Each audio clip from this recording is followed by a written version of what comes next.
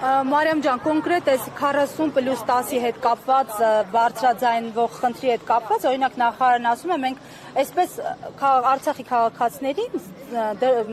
ուղղորդում ենք դեպի ավելի երկարաժամկետ ծրագրեր։ Սա հիմնավոր է, այսինքն այս կերպ արցախցին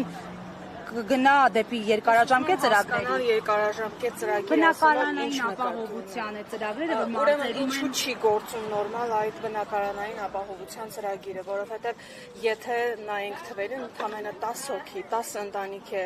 ստացել բնակարան, ձեր կարծիքով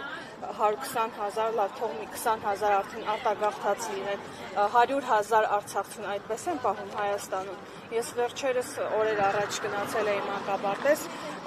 մտածելով, որ գոնե կկարողանամ երեխային մանկապարտեզում տեղավորել, իսկ ասում են, որ արցախցին առաջնահերթություն չունի։ Այդ դեպքում ինչպես են պատկերացնում, որ ինտեգրացիան տեղի կունենա կամ ինչ-որ կերպ կկարողանան օգնել կրճատելով 40+10 ծրագիրը։ 2-3 հոգուց բաղկացած ընտանիքները ծայրահեղ վիճակում կհայտնվեն, հատկապես երբ ընտանիքում մեկը միայն մի հոգու աշխատավարձով պետք է ապրեն։ Իսկ դուք շատ լավ գիտեք, թե ինչպիսին են բնակվարձերը եւ մի հոգու աշխատավարձով նույնիսկ ամբողջական բնակարանային վարձը չեն կարողանա հատուցել, էլ ուր մնաց նորմալ ապրել։ Նայեք, Մարիամ ջան, շարունակելով, ուրեմն ի թիվս այլ հարցերի արցախցիները նաև նշել էին, որ կոնկրետ գեներացվում է իշխանությունների կողմից արցախցի, հայաստանցի այս բաժանարար խոսույթը։ Այս առնչությամբ ինչ դիտարկումներ ունեք, հաշվի առնելով, որ այստեղ շատ մայրիկներ ինձ հետ առանձնազրույցում հուզված եւ մտահոգված էին նախորդին կայացած հանրահավաքից հետո իրենց հասցեին հնչած քննադատություններից։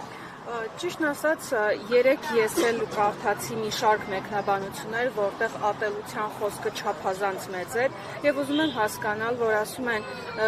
գնացեք որտեղից վերադարձել եք, կամ իհարկե չեմ ուզում կրկնել այն ամենը, ինչ որ կարդացել եմ, վստահ եմ բոլորդ էլ կարդացել եք այդ հարյուրավոր մեկնաբանությունները, որտեղ ատելությունը անսպառ է։ Շատերը նշում են, ասում են, մենք էլ Գյումրիում դեռ տնակներում ենք ապրում, իսկ 20 տարի ինչու եք սպասել այդ դեպքում։ Մենք մեր տներն ենք թողել ու եկել։ Մենք մի քանի բնակարան ենք թողել ու եկել։ Ես ցավում եմ, որ իհարկե կան մարդիկ, որ ապրում են տնակներում, բայց արդյոք համեմատելի են այս խնդիրները իրար։ Եվ արդյոք պետք է ողբերգության հետ համեմատել, ասելով, որ դե մենք էլ ենք վատ պայմաններում ապրում։ Ես ուզում եմ, որ Հայաստանի Հանրապետությունում բոլորը լավ ապրեն եւ այդ ատելությունը ոչ թե ուղղված լինի արցախցիների դեմ, այլ ամենաթողության դեմ։ Շնորհակալություն։